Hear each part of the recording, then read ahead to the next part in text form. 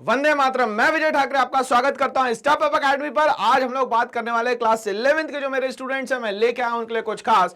आज हम लोग बात कर रहे हैं इंपॉर्टेंट आपके जो एग्जाम में पूछे जाने वाले क्वेश्चन है जो कि एजर्शन और रीजंस के फॉर्म में आएंगे, वो उनकी हम लोग बात करने वाले हैं। क्यों भाई? क्योंकि ये एजर्शन और रीजन जो है वो एग्जाम में जब आते हैं तो इंसान क्या करता है, अपने कॉन्सेप्ट पे ध्यान नहीं देता, तब ये आंसर्स गलत होते हैं। अगर हमारे कॉन्सेप्ट अगर तगड़े हैं, कॉन्सेप्ट स्ट्रांग है, तो आपको यहां कंफ्यूजन 1% की भी यहां पे नहीं होने वाली है दोस्तों। तो चलिए काम करते हैं शुरू, समय है कम, तो हमारा सफरनामा जो है एजर्शन और रीजन का स्टार्ट करेंगे हम लोग यहां पे दोस्तों। चलिए, तो सबसे पहले क्वेश्चन को पूरा रीड करें, हम लोग रीड करके समझे कि भाई क्वेश्चन पूछना क्या चाहता है। In the following question 1 and 2 a statement of assertion is followed by a statement of reason. एक कंडीशन दी गई है और उसके ही बिहाफ में एक आपको रीजन दिया गया कि ये कंडीशन इस कारण से होती है।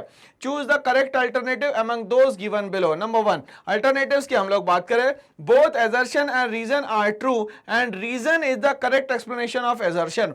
बोथ रीजन और एजर्शन दोनों ही क्या है, सही है, और जो रीजन है वो सही है एजर्शन का। पहली बात, both assertion and reason are true and R reason is not the correct explanation of A. मतलब एजर्शन का जो रीजन है वो यहाँ पे सही नहीं दिया गया है। अब हम लोग नेक्स्ट बात करते हैं, ऑप्शन नंबर सी जो है, assertion A is true but reason is false. Assertion A जो है वो ट्रू है, मतलब सही दिया गया है, और यहाँ पे जो रीजन दिया गया है वो यहाँ पे दोस्तों फॉल्स दिया गया है।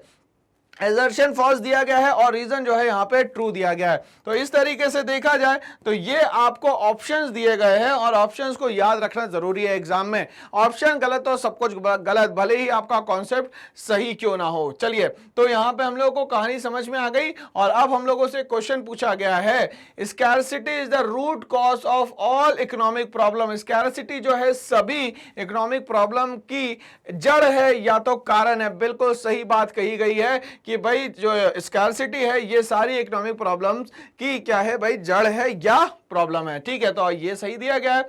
Alternative use of resources give rise to economic problem. दूसरा इसका जो रीजन दिया गया है कि रिसोर्सेज के हमेशा यहां पे होते हैं अल्टरनेटिव यूजेस। तो अल्टरनेटिव यूजेस का मतलब ये हुआ कि एक ही पर्टिकुलर प्रोडक्ट को, एक ही पर्टिकुलर गुड्स को हम लोग अलग अलग तरीके से क्या कर सकते हैं दोस्तों, यहां पे इस्तेमाल कर सकते हैं, ये यहां पे कहा गया है। तो एजर्शन और रीजन दोनों ही दोस्तों यहां पे सही दिए गए हैं, और जो ए है, एजर्शन जो दिया है, जो कंडीशन दी गई है, उसका करेक्ट एक्सप्लेनेशन जो है वो रीजन में भी यहां पे दिया गया है। बोलता है both assertion and reason are true and reason is the correct explanation of assertion. बिल्कुल यहां पे सही बात कही गई है, इसीलिए ऑप्शन दोस्तों होना चाहिए यहां पे ए इज द करेक्ट आंसर। चलिए एक बार आंसर एक बार चेक कर लें हम लोग, तो ए इज द करेक्ट आंसर, बिल्कुल सही आंसर है दोस्तों यहां पे। आगे हम लोग बढ़ते हैं, नेक्स्ट क्वेश्चन पे आएंगे। नेक्स्ट क्वेश्चन बोलता है कि एजर्शन मतलब एक कंडीशन दी गई है, statistics studies only the aggregate of quantitative fact. Statistics में हमेशा और हमेशा सिर्फ और सिर्फ नंबर्स के ही डेटा को कंसीडर किया जाएगा। क्या ये सही बात है? बिल्कुल सही बात है। Statistics is always express in term of quantitative facts and figures. तो क्वांटिटेटिव फैक्ट्स को ही लिया जाएगा, क्वालिटेटिव फैक्ट्स को यहां पे नहीं लिया जाएगा। बट हम लोग जैसे ही रीजन पे आते हैं तो बोलता है no conclusion can be drawn from a single number. Statistics में कभी भी नंबर एक नहीं होना चाहिए, मतलब सिंगल नंबर से आप डेटा को यहां पे इवैल्यूएट नहीं कर सकते। इसके लिए होना क्या चाहिए, बहुत सारे टाइप के, अलग अलग टाइप के यहां पे नंबर्स होना चाहिए। मतलब कि यहां पे एग्रीगेट ऑफ फैक्ट्स की बात हो रही है, एक से ज्यादा नंबर होगा तभी यहां पे आपका काम चल पाएगा। तो यहां पे एजर्शन भी सही है और रीजन भी दोस्तों इसका यहां पे सही दिया गया है। तो अब हम लोग यहां पे ऑप्शंस की बात करें तो हम लोग लास्ट से स्टार्ट करते हैं। Assertion is false but reason is true. भैया यहां एजर्शन भी सही है और रीजन भी सही है, तो डी आंसर तो नहीं होगा। Assertion is true but reason is false, गलत, क्योंकि एक गलत बोल रहा है, दूसरा सही बोल रहा है, हमारे तो दोनों सही है। Both assertion and reason are true, दोनों सही है, बिल्कुल सही बात है।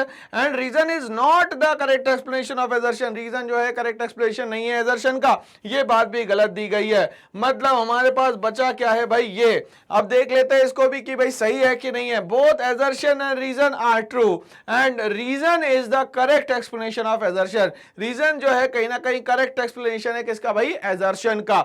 बिल्कुल सही बात करी गई है। तो दोस्तों आंसर क्या होना चाहिए यहाँ पे? आंसर होना चाहिए ए, both assertion and reason are true and the reason is the correct explanation of assertion। तो इस तरीके से हमें समझ में आया कि assertion और reason को हम लोग किस तरीके से फेस करने वाले हैं। तो ऐसे ही और वीडियोस के लिए बने रहिए मेरे साथ। करना एक छोटा सा काम, इस चैनल को लाइक शेयर सब्सक्राइब करना ना भूले। Thanks for watching all.